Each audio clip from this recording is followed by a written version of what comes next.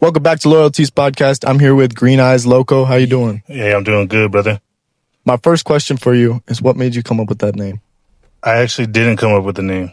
It was, so in my city, everybody's got nicknames. You feel me? So your nickname's got to come from either a habit or like a characteristic or maybe like a feature. Yeah. Like if someone got really jagged teeth, we'd call them Sharky. Yeah. You know what I mean? But when I was in about like high school, you know, ditching school, smoking weed, fucking off campus and shit, my eyes are naturally hazel. So they're like brownish green. Me too. When I wear brown, they turn brown. When I wear green type shit, you know? Well, when I smoke, from all the coughing and the choking and when my eyes turn red, the color would turn like a dark green. And people would always be like, damn, your eyes are green. That's crazy. Like, look at, like, so by them always saying like, damn, look at your eyes are green. That's crazy. I was like, damn, Greeneyez Loko, bro. Like that's crazy. You know what I mean? So it was just something natural. It came to me in high school. Everybody started calling me Green. They started calling me Greeneyez, but then there was a lot of Greeneyezes in my city. You know what I mean? Like everybody with green eyes was calling themselves Greeneyez, and they spell it regular, just like green eyes, 2 words.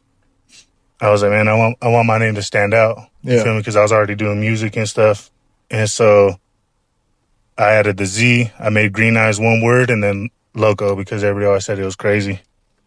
Yeah, when I first started the podcast, my dad gave me the name by looking at one of his tattoos, and he was like, LoyalTzzz, but he was thinking like IES. I was thinking, well, there's 3 people in my immediate family. We'll go 3 Z's. And people pronounce it wrong all the time. Well, nah, see, right when I seen it, I was like, oh, LoyalTzzz, that's dope. Another thing that I noticed, too, was the triple Z, right? As soon as I seen it, in my mind was like, damn, don't sleep on it type shit. You feel me? Like, it's because people were sleeping on loyalty, you feel me? Yeah, for real. Yeah, loyalty is hard to come by nowadays. Hey, facts. People just fake their way through to get what they want. It's a wild thing. That's real shit. When did you come in contact with, interacting with weed or marijuana? So in California, cannabis has always been like a almost like it feels just on the spice shelf with all the rest of the shit. You know, it's just something everybody had. Grandparents used to put it in rubbing alcohol and use it on their joints, and all my uncles would smoke. So like the smell was super familiar. I think when I figured out what the smell was and my curiosity was struck, I feel like I'm the type of person where, like, if I want something, I'm going to go get it. Yeah. You feel me? So when I smelt it, found out what it was and knew how to get it, I was already getting it. You know what I mean? It wasn't something new. It wasn't like, it wasn't an abnormal thing to be smoking weed at an early age where I'm from. But I was probably like smoking on my own, probably like sixth grade. Oh, yeah. That's me too. Already rolling up joints and all the good stuff. Yeah, obviously I'm not that much younger, but like into my generation, it's mostly people smoking carts or like, Man, we didn't even have carts. Like, if you were to go back to when I was smoking weed and say you were smoking a cart, bro, people would look at you like you were an alien. Type shit. Yeah. Like, I've been smoking weed for so long, like, easily, like, over 20 years, right? Let's just say that. I'm not going to throw my age out there and stuff. Easily over 20 years I've been smoking weed. The craziest thing I seen that came into the cannabis scene was dab. Yeah. Like, I remember the day, like, my first time smoking dab and, like, seeing someone bust out a torch and a rig, and I'm like, bro, what are we about to smoke? I don't know if I'm cool with this, you know what I mean? Yeah. And so smoking wax was already kind of far-fetched, you feel me? Yeah. Now you fast forward and then carts are introduced, scary. Yeah, the like evolution of how people are consuming weed is crazy. Yeah, being able to have it that quick and that accessible was scary. Yeah, straight smoking anywhere you want. Mm-hmm. Wherever, whenever, quickly. Yeah, no rolling anything. I like the ritual. Yeah. You know what I mean? I like breaking it down, twisting up the blunt, you know what I mean? Like perfection. I like smoking it, the aromas. I like the feeling and just like the freedom, you know what I mean? To sit there and medicate yourself freely is like what's better than that? Yeah, that's how my dad is for real. Was it a crazy transition?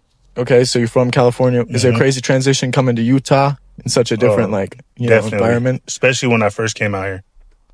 I bet people looking at you all crazy, like, you don't belong. They still kind of do, like, because I don't know. I don't look at weed the same way people have looked at it for a long time, you know? So I've never in my life felt like weed was a drug. Yeah. I never felt like I should have been in trouble for weed, anything related to weed. Like, I always felt like I'm not doing meth. Yeah. You know what I mean? I'm smoking weed. Like, why would you bother me over somebody out here smoking meth? You know what I mean? Real. Like, especially downtown like Salt Lake. Yeah. No one gives a shit what's going on the streets. But when I first moved out here, the weed it's not what it is today. You know what I mean? It was literally getting like brick weed from Mexico. Yeah, garbage stuff. You're getting like an ounce for like $20. You had to pick your seeds and stems out of it. But like now that it's medical, it's more accessible. It's coming around. I don't think Utah is close to making it recreational or anything. Because, you know, the Mormon, they love that money, you know what I mean? It'll probably be the last thing that last state that gets it. Oh, definitely. They'll give us opioids before they give us the weed. Yeah, for real. Which, like, I don't get what their issue is. Weed's such a, like, what is the negative? I think it's that the same idea, like I just said, like, oh, I'm not out here smoking meth, you know what I mean? So I'm not breaking the law. I'm not doing nothing wrong.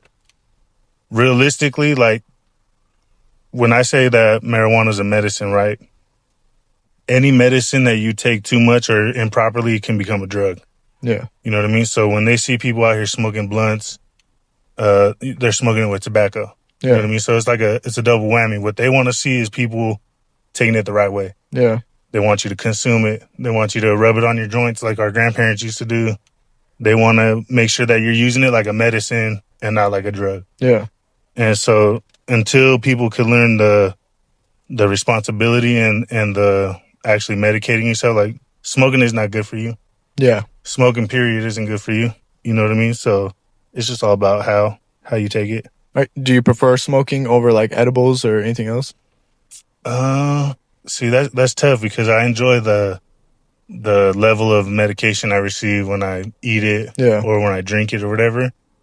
But like I said, I love the ritual. You know what I mean? Yeah. I like my fingers smelling like weed. I like, rubbing the oils in my hair and, just the pure rawness of it is what I enjoy. You feel me? Yeah.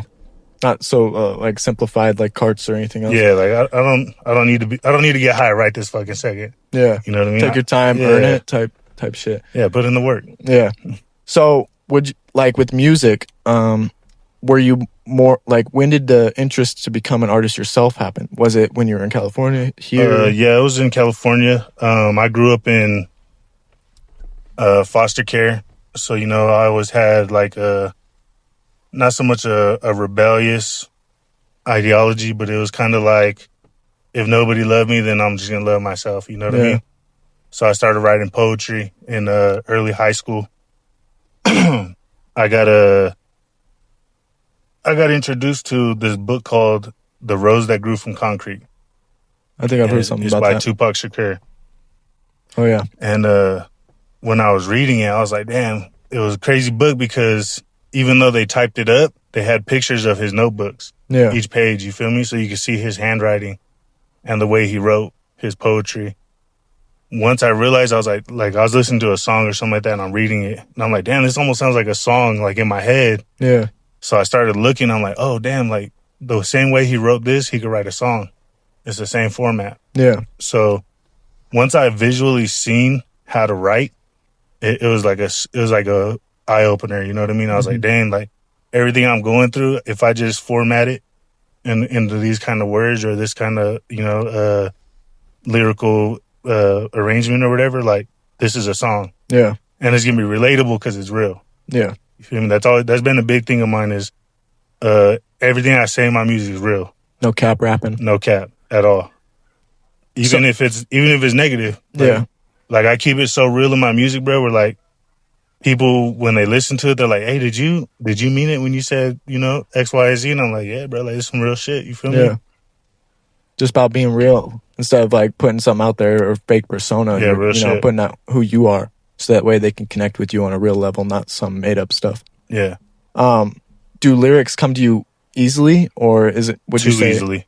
So make production for music is not a problem. No, when I'm in the studio, I'm making like, let's say I'm in there for 3 to 5 hours. I'm leaving there with 5 to 10 songs. Yeah.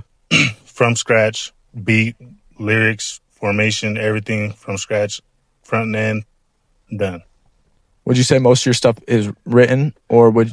Oh yeah, I write. Even so, here's the thing about writing is just capturing the memory, right? Yeah. So everything I do is basically freestyle. Oh yeah, that's a good way to put it. Because I'm not thought of it. I'm not making stuff up. Yeah. You know what I mean? I'm taking a situation and I'm just finding the right words that fit together that go with this beat in a certain arrangement that's just gonna flow. Yeah. So when I'm sitting there writing, it's not so much me trying to come up with stuff; it's just arranging stuff in my head, arranging the words together to make it.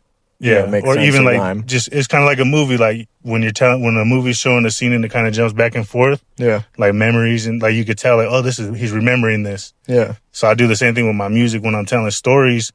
Like I might be jumping back and forth, and you're not gonna get it to the first or second listen. You feel me? Like, oh shit, he's really he's talking to himself right here. You have to like, kind of dive deep, listen. Not a lot of people. They don't look at it. Yeah, you got to listen to it more than once, bro. With anything, you know what I mean? Some of these songs that I listen to these days, I don't know the words of the first fucking song. The first time I hear it, you know what I mean? It's just like movies. Sometimes you don't catch that little thing that always got to reference back. Yeah.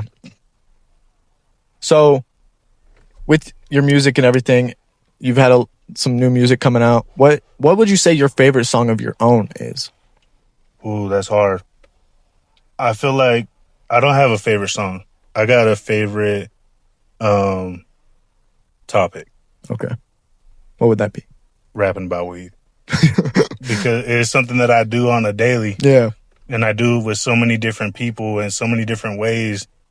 And it's just always, it's surprising to find out that there's so many people smoking it different ways, or even smoking different strains, or just it's all different. Or different reasons. You know what I mean? Sometimes when I smoke with people that are like actually patients, that rely on it and need it, you know what I mean? Like those motherfuckers can get high. Yeah. Because their tolerance is so much higher. So when you go kick it with someone that's just smoking a blunt a day or whatever, but then you go kick it with this person who's taking 500 milligrams of gummies, a lemonade drink infused, smoking a joint, packing a bowl, hitting a dat, like it's a completely different ballgame. To be honest, I just got introduced to the drinks. Like, I didn't know that existed. Tinctures are fun for when you're trying to be low key. Yeah. Like my friend got one not too long ago, and he's like, I'm gonna try this, I'll let you know how it is. I'm like, what the hell? You know? Never seen nothing like that. Easy, you don't realize it. You're not coughing, you don't smell. Yeah. You know what I mean? It's just a good time all around. It's wild. So trying to think of what I was gonna say. With the speaking, like, who would you say other than pot smokers is your main audience? Like your ideal audience that you're trying to attract? It's people who are living life and going through these everyday struggles and situations that most people don't even really want to talk about. You know what I mean? Yeah. Some people have this perception that if people really knew the truth about you, that they wouldn't like it or accept it. Yeah. And I'm at the point where I want to speak up for people like that, because a lot of times I feel like that. Even when I'm around crowded people, everybody knows my name and people are showing love or whatever. Like a lot of times, like they don't realize I can go do a show with a major artist, and then I got to come home and, you know, I'm in a 2-bedroom apartment. Yeah. Like I'm really living life. You feel me? Yeah. So just being able to show that and let people know, like, look, I'm having all this fun. I'm doing everything I want to do, but I'm still human. Yeah. You feel me? I live right down the street from you. I'm in the hood, you know what I mean? Like, I'm really out here doing this shit. Or putting your growth out there, like letting people see where you started from. Yeah. Because a lot of people question if they could do something because all they see is the glamour, you know, all the stuff you get at the end. They don't see the struggles and the start of, you know, becoming that type of person. Yeah, and the reason why is because those people that have that, they didn't want to show it. Yeah. They didn't want to show you the growth. They wanted to show you the end result. Yeah. And when someone shows you the end result, if someone were to show me a house that they built, I'd be like, damn, like, where'd you even start? Yeah. Like, how did you build this house? And some people like to gatekeep. They're not even going to 100%. tell you how to build that Nowadays, house. yeah. They're just gonna be like, oh yeah, you can't build that? Like, what kind of man can't build a house like that, bro? Like, it's easy. Yeah. It might have been easy to you, but you probably had the blueprints handed to you. Yeah. And you leave me with no instruction. If you ain't handing out the blueprint to people to help your neighbor build the same kind of house, then I mean, really, what are you doing it for? You know what I mean? Yeah. One question I have for like all artists, like even mainstream artists or anything, I question, how often would you say you're listening to other people's music to your own? Like if you're driving down the street or whatever. I think, like, are you jamming out to your own music consistently, or? I think that a lot of my music's situational. You know what I mean? A certain feeling or vibe that you're in. I mean, when I'm taking a trip to California, you know what I mean? I'm playing a certain song. When I'm kicking it with the homies, I'm playing a certain song. But it has to, I tie my music into what I'm listening to. Yeah. You feel me? Because if I'm in my car and I'm bumping my music, right, my playlist, and people are nodding their head because the songs are some bangers, and then they hear one of my songs, I want to see that natural reaction. Yeah. Like, are they really bopping? Like, even if they don't even know if it's me, like, yeah. I want to see people's reaction. You feel me? So I don't ever really like sit there and just like bump all my music. You Yeah. feel me? I can't listen to myself 24/7. It'll get like irritating, and on top of that, it's like when you make a voice memo on your phone, you wouldn't sit there and listen to it over and over and over. You know, Yeah. You get tired of your own voice. So I just make sure that I listen to my music appropriately. Yeah. So who would be an artist that you'd want to, collab with, perform with? Somebody I grew up listening to, right? Yeah. And he's a big staple in the cannabis industry. He's been in the music industry for a long time. Everybody knows him, whether they know him by name or by his brand. Yeah. And it's got to be Burner. Okay. Have you heard of Burner? No. I probably listened to something. So Burner is the founder and owner of Cookies. Oh, really? Yeah. Okay, then yes. So back in the days, he was making music with a lot of other rappers that I listened to, like the Mob Figures, Mac Dre, the Jacka, J Style, and all these people, right? Bay Area rappers. Burner was like one of the rappers where every time I heard him, he related to me because he was always rapping about weed. Yeah. He was, in the videos, he's always smoking the weed. He's got packs. He's got his own joints and his own clothing and all that. And I was like, damn, bro, like, out of everybody in the Bay that was doing what he was doing, he's the only one that was doing it how I liked it. Yeah. Someone and you can connect with. Someone I could follow and I could connect with. And I feel like we have a lot of similarities. We come from the same area. He was in San Francisco. I was in San Jose. Our style, a lot of time people hear my music and like, damn, bro, like, it's not even that I sound like Burner. It's like the type of shit that I say. Yeah. People are like, damn, bro, like I can hear Burner on this shit too. You know what I mean? So it's always been a goal of mine to get in the studio with him for sure one day. What would you say is the biggest thing keeping you from going from the artist you are now to like mainstream pop and tour crazy shit? That's a good question. I feel like there's multiple factors for it, right? I think one is timing. If you try to paddle out to a wave too soon, you're gonna crash into it, right? Yeah. If you wait too long, it's gonna crash into you. So it's all about timing. It's all about catching the wave. Now, it's even harder for me because I'm not trying to catch nobody's wave. Yeah. What I'm trying to do is create my own wave with the perfect timing so everybody can ride that wave. You feel what I'm saying? Yeah. I like this analogy. Yeah. So it's timing mostly. I think one thing that hasn't blown up in Utah is the lack of support. Yeah. Everybody fucks with you, but they ain't down to hit that like button. Nobody wants to be the first one to subscribe. Nobody wants to be the first one to buy your ticket because why would I buy a ticket for Greeneyez Loko when I just seen this fool at church on Sunday? Like, it's a weird thing, but it's human nature. You know what I mean? It's envious, it's jealousy. If people were to just get that out of the way, like when I see my people doing good, bro, and by my people I mean like musicians and stuff. Yeah. When I see my people doing good, bro, I want to support that. Yeah. And like I go to shows sometimes and I just go and support, right? Yeah. You'll see me in the audience sometimes.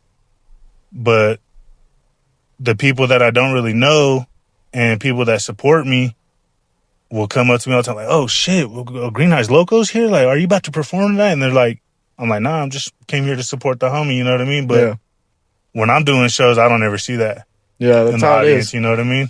I don't see people that just fuck with me or I've seen at the studio or, you know, there's a select few that will really give me my flowers and show me love, and they know who they are because I show the love right back.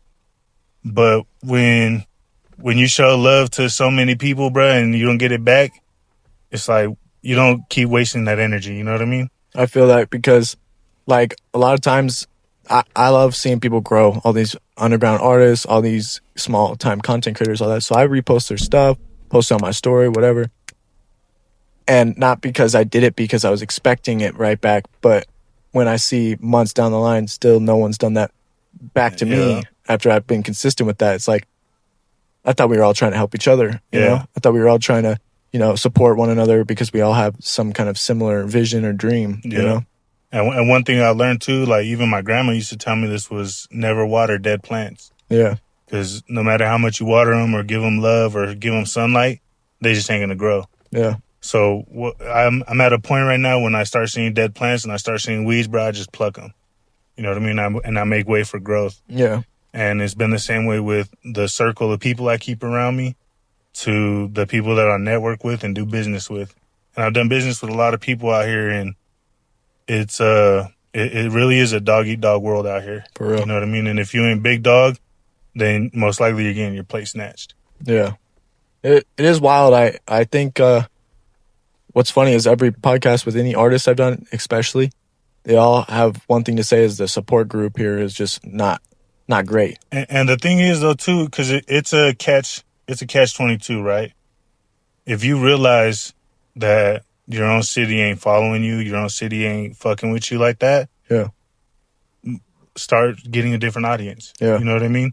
Because I guarantee if I were to just pop up and do a show in Vegas, and people knew I was from Utah, it's kind of like seeing somebody famous, you know what I mean? Yeah. Unknown, and you want to go and know, you feel me? So it's that you got to have that mysterious factor and go places where you don't think they know about you. You know what I mean? That's where you're going to get the biggest come up and the biggest fan base, because you're this person that nobody fucking knows. Yeah. And you're pulling up to my city, you know what I mean? Yeah. Like, I'm going to go see what this motherfucker's about. I feel like that might be the struggle within your own reaching the marijuana community is it's Utah. So yeah, and not a lot of people do it. It's been a battle too. I'll tell you that much. When we first started doing shows out here, literally people would keep the 420 off of our name on the flyers. I believe that. They would just call us the V-Boys or whatever. You feel me? Even on the radio station, when they seen that we were the 420 V-Boys, bro, they kept 420 straight out of it. You feel me? Yeah. And so, being a Mormon state, being them against cannabis, the way that, you know, we express ourselves and stuff like that, right? All the laws and shit. To be someone to come out and say, look, I smoke weed. This is why I do it. This is who I do it with. And this is, you know, I'm not going to stop doing this. Yeah, being upfront about it. Some people were like, I don't know. Like, maybe you shouldn't. Yeah. That right there, when someone told me, like, maybe you guys should drop the 420, I'm like, fuck no. Because so we got the 420. I get that. We got the boys. I get that. What's the V? The V, 5, Roman numeral, right? Yeah. The Roman numeral number 5 is the V. When I first came out here, I met 4 other dudes, right? Yeah. And this is just like gradually over time. But what brought us together was smoking weed. Yeah. You feel me? Like, hey, bro, you got some weed? You feel me? You know where to get some weed at, whatever. And just from that, like, it was a safety thing. You know what I mean? Like, hey, bro, like, if we're gonna smoke weed, let's put our money together. Let's smoke some weed and let's not have to do so many transactions, right? Yeah. When you spend so much time with people, bro, you kind of learn things about people, right? I was kicking it with dudes who were making music. Yeah. And I'm making music in my spare room downstairs when everybody leaves type shit. So do you have the home studio set up? Yeah, you know, Guitar Center. Shout out Guitar Center with the little studio kits and shit, 15 on it. You feel me? Once everybody found out I was making music, because I kind of started opening up. I wasn't doing it for people. Yeah. I was doing it for me. You feel me? Like, this is like my journal. Yeah. This is how I express myself. So when I opened the doors and we started making music, we were still gravitating together because of the weed. You feel me? So like, there was originally 5 of us. And when we started making music, we used to just, we did a couple shows before 420 V-Boys came out. And it was just Greeneyez Loko and Taylor 801. You know what I mean? And I was like, bro, like, we sound like a crazy ass like gang band or something like that. You know what I mean? Like, this sounds like a bunch of people. You feel me? I was like, there's only 2 of us, but there's a gang of us. You feel me? So I was like, no matter how far we go in life, no matter how many people we meet, there's always gonna be the original 5. You feel me? That's important. That loyalty or whatever. Yeah. And till this day, like, I'm still close and in touch with every single one of them. Yeah. Some of them, off having kids or doing their careers, and like, they still support me and my music. They come to my shows. They make sure if I need something, I got it. So there's always gonna be that original 5. But as of to the date, we're probably like 20, almost 25 members right now. Awesome. Yeah. It's crazy how things can start and go, and some people will hit their own paths, but about just, keeping together and still, wishing the best for each other. Yeah. You got to support your friends. You feel me? Yeah. Because that's what shows you loyalty. If I can come, dude, I don't care if one of my homies was fucking playing basketball. Yeah. If he got some games, we're going to show up to his game. Yeah. We're going to show up and we're going to show out. And it goes for all of them. Like, when they got something going on, we pull up and we show up, and people know. And this is how people know, like, oh shit, this fool really is with the 420 V-Boys, And just doing that is crazy to me, bro, because I feel like I'm gonna get a phone call one day and it's like, bruh, don't I know you? You know what I mean? I'm like, yeah, bro, what the fuck? Yeah, this fool don't believe I know Greeneyez Loko, type shit. But yeah. So it's cool. Do you think you outsmoked the rest of them? That's a tough one. Simple answer, yes. But there have been times, and the only reason these times have ever happened is because before any like events or smoking sessions or like 420, we do big sessions and stuff. We bring all the people together. I'm already smoking by the time I wake up. Yeah. Like, I wake up and I roll over, I grab the blunt that's left from the night before, and I finish that shit while I'm rolling another one. You know what I mean? Yeah. So by the time everybody gets there and we start smoking, I'm already half an ounce in, maybe. You know what I mean? And now we're doing edibles, gummies, cookies, food. Like, last 420, I had infused with ribs and wings. Oh, damn. Yeah, shout out Law. I'd partake in that. Yeah, Pretty crazy. It was fun. That's wild. But we are competitive, and there are certain things that each member has to do in order to wear that badge of honor, right? Yeah. So, for instance, everybody has to be able to roll a blunt. Everybody has to be able to roll a joint. Everybody has to Wu-Tang at least one blunt with members around. You know what Wu-Tang is? I've heard of it. No. Okay, so when the blunt gets down to, like, the roach, right? Yeah. The last person with the roach got to Wu-Tang it, which means you got to smoke it till there's nothing left. Even if that means you inhale the whole roach and swallow it. Okay, yeah. That happens. So every true member of 420 V-Boys has done it. Don't question them. It's something you have to do. We all know, we've all taken the 1 gram dab. You know what I mean? We've all finished a cart in 24 hours. Just certain things, you know what I mean? It's kind of like a merit badge, you know what I mean? Yeah, back in the day when I was smoking a lot, like 16, 17, I'd hook up my cart to like a big ass mod and I'd drain it quick. That's crazy. I'd go through like a cart in a day or 2. That's what we call white people shit. Yeah, probably. You take something that's already lethal and just make it more lethal for no reason. Yeah. I don't know. I was crazy. Well, I had access to so much, so I was like, fuck it. Yeah. Whatever. I'll blow a cloud that fills my whole bedroom. 1 hit. Gotta do it. It was good times, but... You miss it? Yeah and no. I don't know. I'd probably be a lot heavier. I'd probably be able to pack on some more weight. Be munching, yeah. Yeah. I don't know if that was a fat joke. I'm not going to take offense. That was not a bad joke. It's just I got a fast metabolism, so it definitely helped. Then food nowadays. Probably good that I don't. For real. Too expensive. Too accessible too. Yeah. I don't know. I miss because all my friends do it. So therefore, I'm just a kid in the corner. Like, no, I'm good. Thanks. Don't smoke. You know, people start thinking you're trying to like out like life them. But the best part about it is like if I'm in a situation where, because my eyes are always red, I wear contacts, I got allergies, whatever. So I'm always waiting for like my work to be like, let's go drug test. And I'll be like, I'm gonna pass this shit. It's fun. Yeah, you know. For real. Like, I hope they do it because that'd be the funniest thing. Yeah, just to prove them wrong. Huh? Yeah, let me come chill for an hour while we wait for this test to tell you that I'm negative. You know, paid little break, huh? Yeah. So, are you 100% music? Do you still working 9 to 5? Like, I don't work a 9 to 5. Really? The reason being is I have a really strong personality, right? Yeah.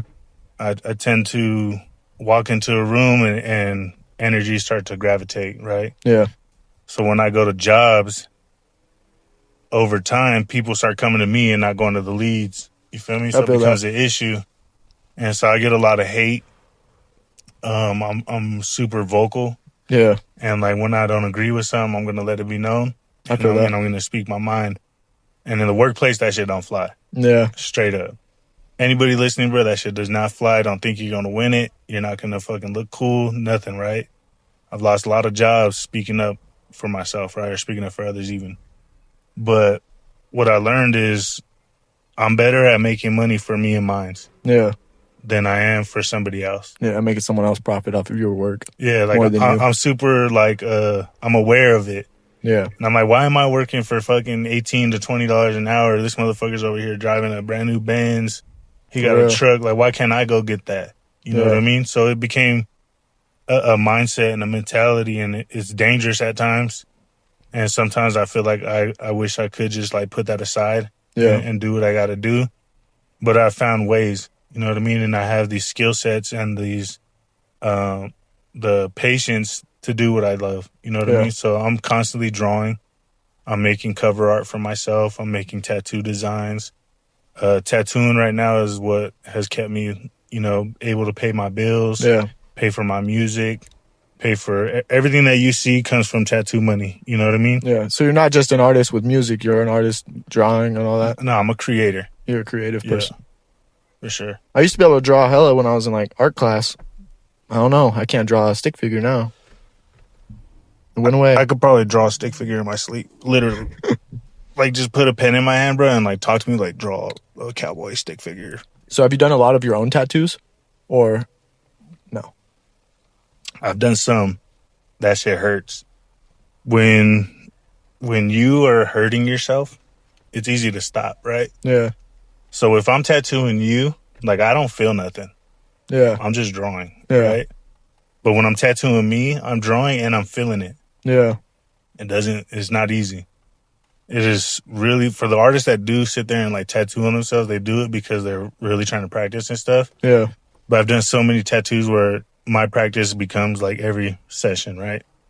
I'm not sitting here trying to fucking tattoo myself at all. Yeah. I did, like, I'll show you right here. Let me show the camera. That's dope. That's pretty good. It hurts though. Yeah.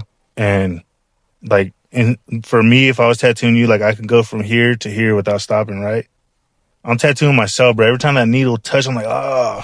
I'll take a picture of it and then throw it up. Yeah, it's like, it's a mental thing, you know what I mean? Yeah. Like, why am I hurting myself? Yeah. And my body, like my fingers will start shaking. Like, I don't know. So it's hard to tattoo myself, so I don't. I've been craving getting a tattoo. Like I got this red and it's faded. Now it's like super pink. I need to get that touched up. That's just what red does. I'm tempted to do black over it. I don't know. Get it. But it does suck because I don't tattoo myself. Every time I do a sick ass tattoo on somebody, I'm like hella jealous inside. Yeah, like I wish that was on me. Like, fuck, why don't I know somebody that could just like, let's do, hey, if anybody's out there, let's do some trade work, bro. Yeah.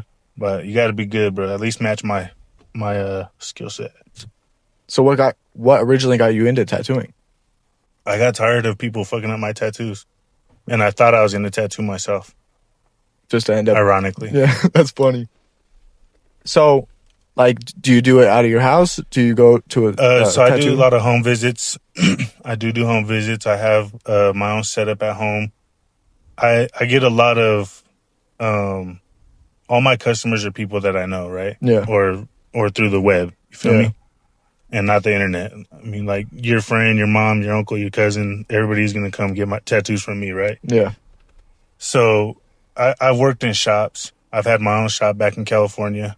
One thing I noticed was people have this stigma of artists that come from the kitchen, right? They're called kitchen artists or whatever. Everybody started in a kitchen. Yeah. Every single artist that you know started in a kitchen. That's what sparked their interest. The accessibility, damn, I can go to my homeboy's house and get a fucking tattoo in his grandma's house, in the living room type shit, you know? We've all done it. So why hate on it, right? When I was at shops, I had to charge a lot more, right? Because it's not only me they got to feed, they got to pay the bills too. So I felt like I was robbing people. Yeah. Like, why would I charge you something that I would do at my house, 100? I'm going to charge you like $300-400 for it at a shop because my lights got to get paid. Because my car note got to get paid. You feel me? For real. Instead of being able to hook someone up with this $100 tattoo, they're amazed with it. And because they just went and got a quote from a shop that's, I was about to get charged $800 for something like this. Yeah. They're going to come back. I might need you to tap me up. You know what I mean? So I wanted to be able to be affordable. Yeah. Because I remember growing up and wanting to be tattooed, bro, but I never had money for a tattoo. Like, I couldn't go spend $600 on getting my hood across my chest. You know what I mean? Like, who's doing that shit? You know what I mean? Yeah. So I got cheap tattoos, but I wanted to give people quality tattoos for cheap. Yeah. You feel me? Because it's an experience. I'm not so much in it for the money because the money comes with it. I want people to come, bro, and really feel like this shit's ink therapy. You feel me? Yeah. Like, I know shit about people that their own husband or, mom or somebody don't even know about. You feel me? Yeah. Just like the barbershop or anything Just like the barbershop, yeah. Yeah. Spilling. Women talk to their friends. You hear some shit, bro. Guys will go spill it at the barbershop. I have heard some shit. Yeah. I've definitely spilled my mind at barbershop or tattoo shop or wherever. Got to.